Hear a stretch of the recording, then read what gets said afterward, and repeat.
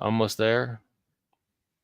And we're live. Hey, folks, thanks for tuning in to Wildcards, your best and most entertaining source of Savage Worlds information that isn't run by Pinnacle. I'm your host, Mike Lafferty, here with co-host Ross Watson, and here is our cheesy intro music. 1 second.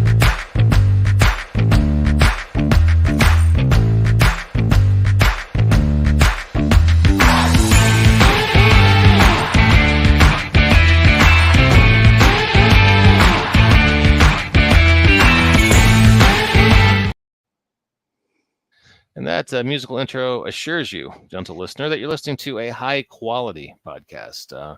The finest farm-to-table, ethically sourced, geeky conversation for your podcast listening pleasure. With us today, we have RPG luminary, Mr. Sean Roberson. How you doing, sir? Good. How are you doing? I don't know about luminary, but luminary. I try.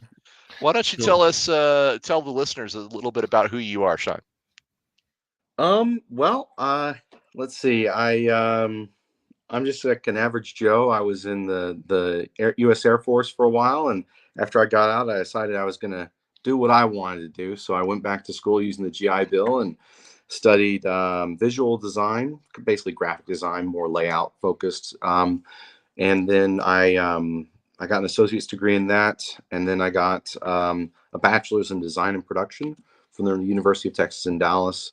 And while I was doing that, I somehow fell in with the great folks at Pinnacle and got involved with the Rifts for Savage Worlds books, and that's how I met Kevin Simbita. And now I continue to be the line editor on Rifts for Savage Worlds, and I am the creative director and new business partner, Kevin's only business partner ever, I believe, at Palladium Books. So yeah, that's what I'm doing.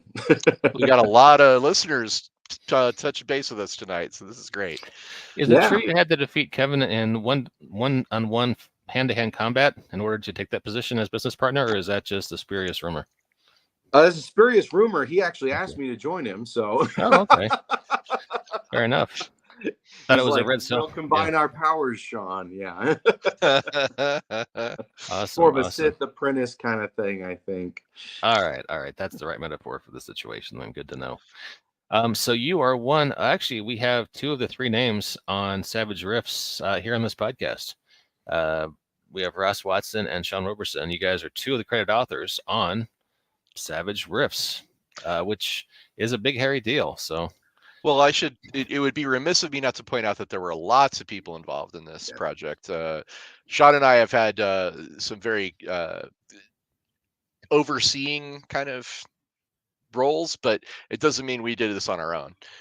No, and I came in basically, well, I was involved before the second edition, but I'm the one that led the work on the second edition for the Savage Rifts books. It was originally Sean Patrick Fannin and Ross Watson and Clint Black were some of the core people that worked on the original books.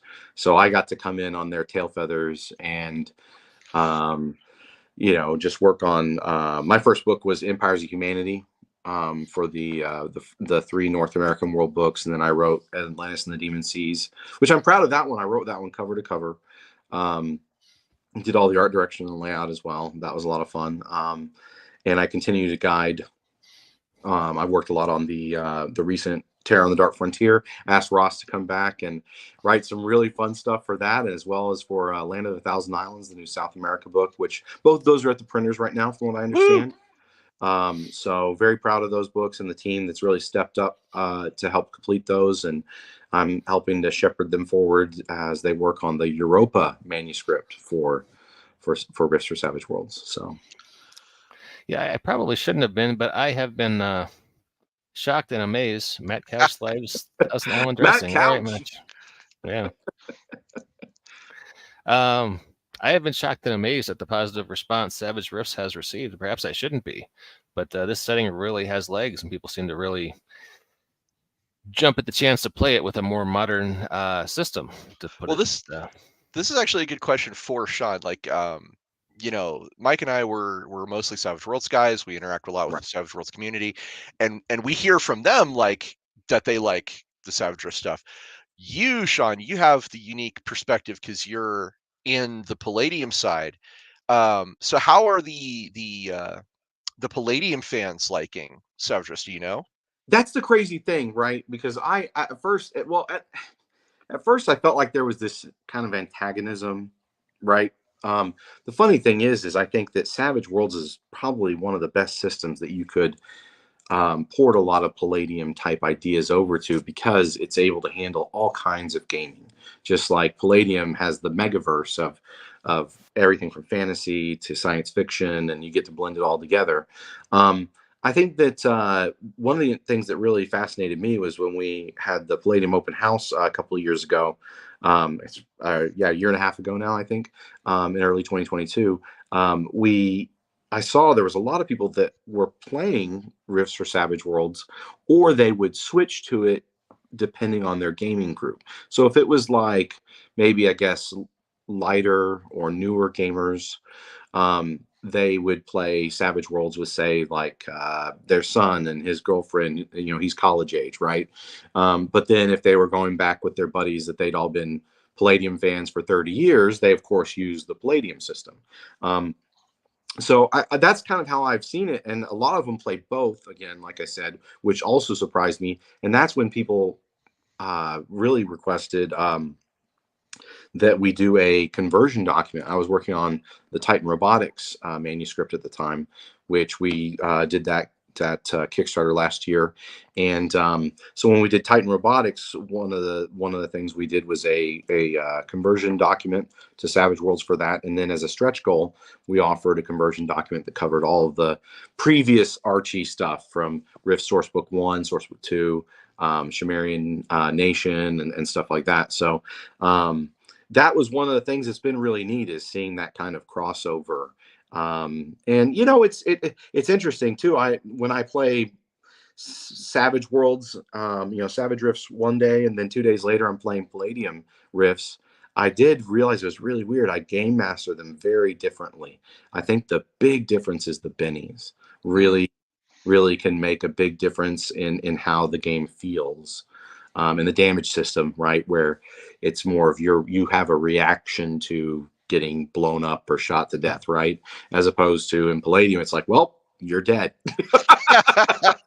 Let's roll on the tables and see if we can put him back together, boys and girls. I have my martial arts package includes roll with a punch, so I'm gonna roll percentile to see if I can roll with that. Right. Yeah. So anyways, that is probably a long answer to a short question. Sorry about that. Oh, that was a great answer. I do really appreciate you giving us kind of that look from the other side. And yeah, by the way, congrats on the Titan Robotics thing. And I was very like, oh, cool, there's going to be Savage Rift material in the Titan Robotics Kickstarter. That's super neat. I mean, you said it was a conversion document, so it's really just the stats and stuff, but that's really cool. That's awesome that it's part of the same thing. Yeah, we had a lot of players that were really excited about it, and it was one of those cases where it's like, well, on the Savage Rift side, how soon are we going to be able to double back and do this right? And it was like, that's going to be a while, because we've got so many different books and things lined up, and it was just like, this isn't going to hurt Savage. When I talked to Shane about it and Simon, I was just like, this is not. I don't think it's going to hurt the Savage Rift's release lineup for any time, and the other thing was with the Cyberworks collection conversion document, it was one of the few ways that we could bring the mechanoids into Savage Worlds. So I mean, and props to the guys that worked on that, especially PK Levine went the extra mile to include rules for, if you have Empires of Humanity, which has rules for doing intelligent constructs. He did a great job on updating and giving outlines of how to build aberrant mechanoids using that system. So it's pretty dope. I can vouch for, and definitely will cheerlead for, PK Levine. We worked together on Land of a Thousand Islands. So yes, you did. Yes, super cool guy. Yeah. We got a great team. You know, him, John Stevens, Aaron Burkett, all real stand-up Yep. guys. John Stevens put together a really great intro adventure, the Titan Robotics intro adventure. It's funny, you know, a lot of people will think of fans as Savage Worlds guys or whatever, but actually John Stevens years ago did an article that was in one of the early Rifters. Oh, So neat. yeah, so it's kind of funny how things will be perceived sometimes, but yeah, it's there's a lot of the Savage Rift fans are actually hardcore Palladium fans and Rift fans, so that's a lot of fun. I think, you know, it's probably best if we just stop treating them like two different groups and just say Rift fans. And I think that's the best way to put it. It's just, you know, there's two different systems to play it with, right? Mm-hmm. And that's the big difference. Super cool. So, yeah, actually, of course, it's good to point out that I also played a lot of Palladium when I was younger, before Savage World. So I also, you know, had a lot of grounding in the Palladium system. And I wanted to say, I think it's really cool that you guys are looking to do more with Savage Rift. Like, for example, working on Terror on the Dark Frontier. That was interesting because it felt to me like it was a type of product you really wouldn't see uh, on the Palladium side mostly, because it's got a particular focus and a particular almost like a genre feel, you know, because it's horror Right. more than anything else. Right. And that's different, but I like that you're like, no, we should be different, we should do different things and expand Yeah. the world out in ways that you may not expect. Yeah, we you know, and I have to credit John Stevens. It was interesting. I'd written some adventures, and John Stevens came forward with an adventure, and it was we were like, hey, I think if we put your adventure with my adventure, at the time Shane was looking soliciting for like some 32 or 36 page, I can't remember exact page numbers, of short campaigns that could be published, and then it blew up into a over 200 page, I think, once you collect all the books together, because we ended up breaking them up, which I think was better for the box set than like a book format. Um, and it's a really cool adventure campaign that really dives into the New West and the region, as you know, Ross. Um, but yeah, it was one of those chances where we're like, hey, you know, let's see what we can do and have some fun with a boxed campaign set and see what fans think. And I really can't wait for the fans to get their hands on it. I know a lot of people have read through it with the digital copies and stuff that came out. But it's one of those things that you really need to get your hands on because it's got maps, it's got pawns, it's got a lot of player options that round out that region, whether it's the different Native American characters, or the mining Borg and things like that. So really, really excited to see how the fans enjoy that, and how that, but also how like game masters use it, because not only is it an adventure campaign, it also has a lot of regional information and adventures as well. So you could use it as a plot point campaign, or you could just kind of run around with the players and let them organically interact. And if they want to, you know, get hooked into something and into the main campaign, they can. But there's plenty of material there to do lots of gaming. Now, I suspect I know the answer to this question, but when I'm thinking about stuff for Rifts, I have like this mental box that I've put all these little interesting things that I've seen in previous Palladium products to say, like, I'd love to do something with this later. For example, in Terra on the Dark Frontier, I created a small town called Clown Town that is exactly one of those crazy circus groups you could create from one of the New West books. Right. And I was like, I'm pretty sure that you also have your own mental box of like, these are things I would like to revisit from the Rifts books. So you want to know what my secret weird thing is? Do you have a toy box and what's in it? You know? Yeah. That's funny. Well, I mean, there's some really cool stuff coming in Europa So one of the things that there are some fun things that I've been involved with, that Kev's like, hey, that's great, that's cool. One of my things that I really enjoyed was the Ironheart armaments and the Ironheart Avengers. And in Atlantis and the Demon Seas, we brought Ironheart armaments back, resurrected by the Ironheart Avengers as Avenger armaments.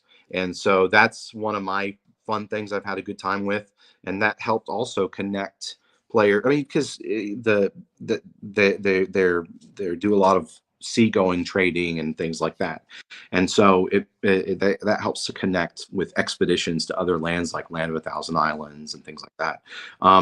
I also a good friend of mine, Colin Darby. He was running a campaign with me and John Watson, no relation. He's actually on this. He's already chimed in from the audience. I saw, yeah. Yeah. But he had this idea for the Lost Legions of Rome and what that might mean, and so he wrote some cool ideas, and we ended up including that in Land of a Thousand Islands as I integrated it into the background of the Megaversal Legion. So that's why they're called the Megaversal Legion, is they're originally disappeared Roman legion. So, and then the thing that's interesting there is a lot of people, if you read through the lore, and in the Savage Rift books, we maybe don't have all the dates listed there and stuff like that, as in say the plating, because we have to be so brief. But the Megaversal Legion threw off their oppressors, the Dakir, in like 68 PA, so like 40 years previous in the timeline. So by the time you get to Europa, look out for the Neo-Romans, because the Megaversal Legionnaires that were from Rome said, you know what? Now that we're free, we want to go back to Rome. And they took all their friends and family and any other people and bought some boats and took off. Nice.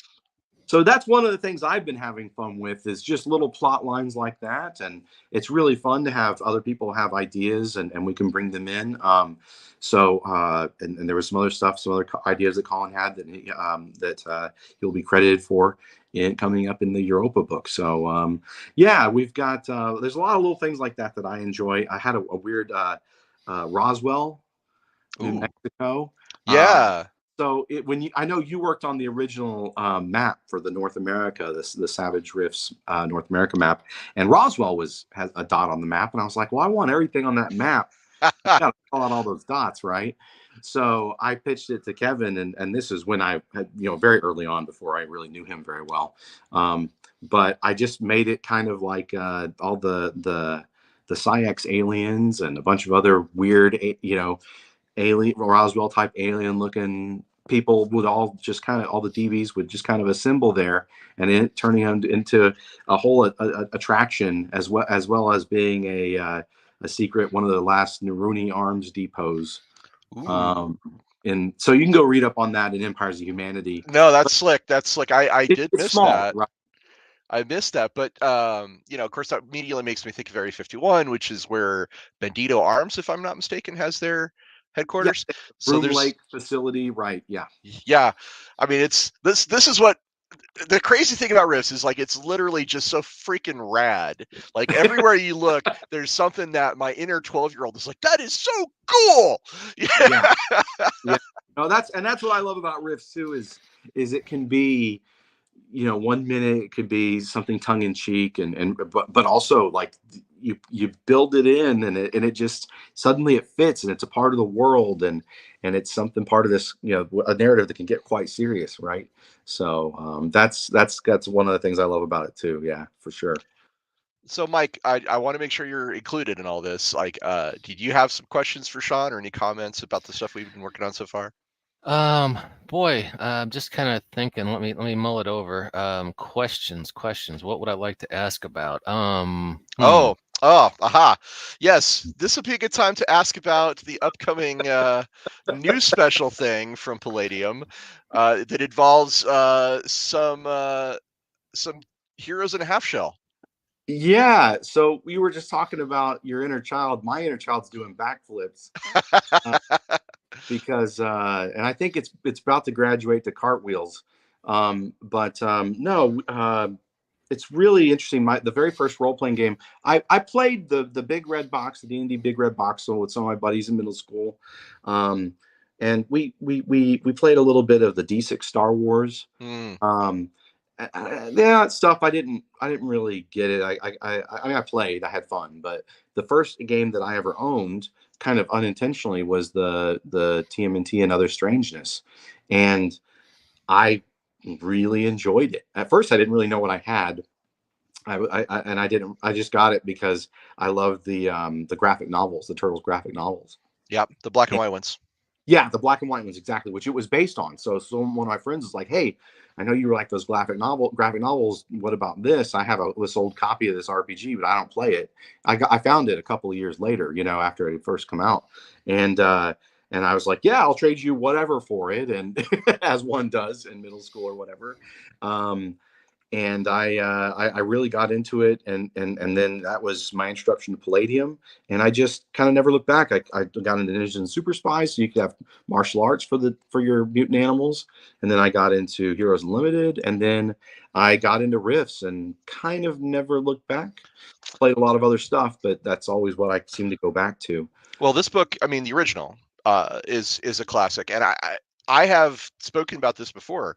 I think it was the standard, like the best example of a licensed property becoming an RPG, because it was just it was everything Turtles was and everything Turtles could be, and you had the original creators involved. You had your own. They even did like a little comic for it and did some of the artwork on the inside.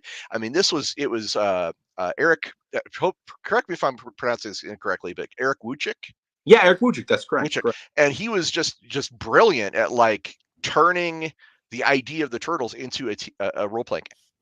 Yeah, it was really interesting, and Kev tells the story really well. But long story short, he saw the second edition of the Turtles comic book, which the first issue of the not second edition, but the second issue. The first issue was actually really hard to get because they initially only printed 3,000 copies, and Kevin Eastman and Peter Laird, the creators, were making it out of their garage. And they were just having fun. They just thought it was going to be a little homage type comic to Daredevil and heavy metal and stuff like that. And it just exploded. Well, Kevin Simbita was like, "Whoa, this is cool!" But the best part is you could turn this into a whole world. And he had this writer contact him at the same time, and he was like, "Sure, give it a shot." But the problem was the guy made a game where you could only play as the Turtles. And Kevin's like, "That's not what I asked you for." So it's funny, he had been bouncing these ideas off of Eric Wujcik. And so he asked Eric Wujcik, well, actually, Eric was like, "Hey, Kev, I can write this section on the animals, right?" And then he'd be like, "Well, Kev, I can write this other section too." And apparently he just ended up writing the whole book in like 4 weeks or something. So it was one of those things that kind of came very naturally for Eric Wujcik after all the conversations he and Kevin had. And it's a great way to do a licensed property right, because it builds it into a whole new world, and it has all these new characters. It has it had at the time all new characters. I mean, we are 40 years later, right? But a lot of the characters that never were owned by movie or comic studios, right? Like the Terror Bears. The Terror Bears, yeah. Caesar's Weasels, all types. So we're really excited about that, and it's really fun. I've talked to Kevin Eastman with Kevin and our Paramount rep, and he's just an awesome guy, and he's super excited because it's for him it's a passion project going back to when Turtles just kicked off. He's so happy to come back, and he's going to be painting a cover for us. He's doing some other alternate covers for the foil editions with Peter Laird, writing tributes, dredging stuff out of his archives so that people will get never before seen stuff. It's pretty awesome. We're really excited. Yeah, so in case your listeners are confused, we are not talking about the 40-year-old product. We're talking about the new Kickstarter that's upcoming for the new version of Teenage Mutant Ninja Turtles from Palladium. And okay, so we are a Savage World podcast, so I have to ask the same question. We've been getting this question a lot. It's all over the internet. Is there going to be a Savage version of TMNT? No. Okay, well, that was short and sweet. I just want you to imagine there's a large table, and on the table there is a large pile of money. Now, if you don't want that pile of money, that's okay. I won't force you to take it. I'm just going to point out that, oh my, it's there. And, So just so people understand, and part of that too is, yes, this did just was announced last week. So it was after 9 months of negotiations. We're very excited about it. So what it is we're bringing back the original role-playing game, and there were 5 source books that were printed, and we're bringing them back as 2 full-color hardcover books. oh, 2 books. Okay. I am remastering using the original scans of the original paste up boards, and including rules clarifications and an all new fresh editing pass. So, and there's going to be behind the scenes material, tribute pages from a bunch of famous Ninja Turtles artists, as well as tribute write-ups by a lot of them, who I've been just shocked. A lot of them have like the same origin story. I was talking to Sophie Campbell, and she has the same origin story. She encountered the TMNT and Other Strangeness role-playing game, and now she's writing the IDW comics. Awesome. So it's there's a lot of people that are in similar places. Freddie Williams, who did the homage art for the new covers, and that he's involved as well, and he's a huge Palladium artist that a lot of Rifts fans will know. But yeah, just super excited to have everyone involved. But with this, yes, we are sticking to the classic. It's the classic. We're calling it the Redux edition. So it is the classic book, or the classic books, all of them brought back in full color. So, well, go ahead. Sorry. No, finish. I was just curious. We're breaking it into 2 books. Is it like a GM and a player's guide, or how are we dividing those up this time? No, so so when Palladium does books, generally they're everything you need to play the basic game. Mm-hmm. So that, and the Teenage Mutant Ninja Turtles and Other Strangeness wasn't any different. So the first book will be the core role-playing game, the Turtles Go Hollywood Adventure Supplement, basically a campaign, and then the Truck and Turtles. Woo! And then the second book is going to be Transdimensional TMNT, which introduced psychic powers, magic, time travel, basically dimensional gates and portals. And then it also has the TMNT Guide to the Universe, which includes a lot of the like the Triceratons, the Utroms, and the Federation, and a bunch of space vehicles and other weird Greebly stuff. And then the TMNT Adventures book, which was, I think, the most popular adventure supplement for the books. So yeah, there's a lot of material, but that's how it's broken up. Yeah. When is that Kickstarter going to drop? Do we have a date yet? October 31st. Oh, Halloween, just 10 days away, kids. So get on the Kickstarter page, click the button to be notified when it goes live, and get those wallets ready, because it's coming. So I want to miniatures and dice coming for that. Nice. So I should warn you, you probably will get the same question about the Savage thing. I've already got like a bajillion times. So you can, if you want, you can always just say, "Hey, Ross already asked that question, and he's cool but rude."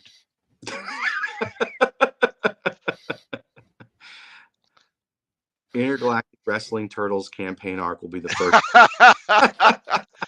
Nice. That does sound like fun. We're really excited, and it's a great.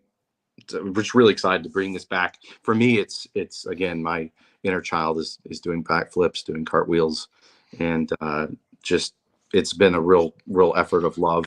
I think the other thing that's really great, everything has to be approved by Paramount, and so that takes a little bit of time, but people are going to be blown away when they see the color art.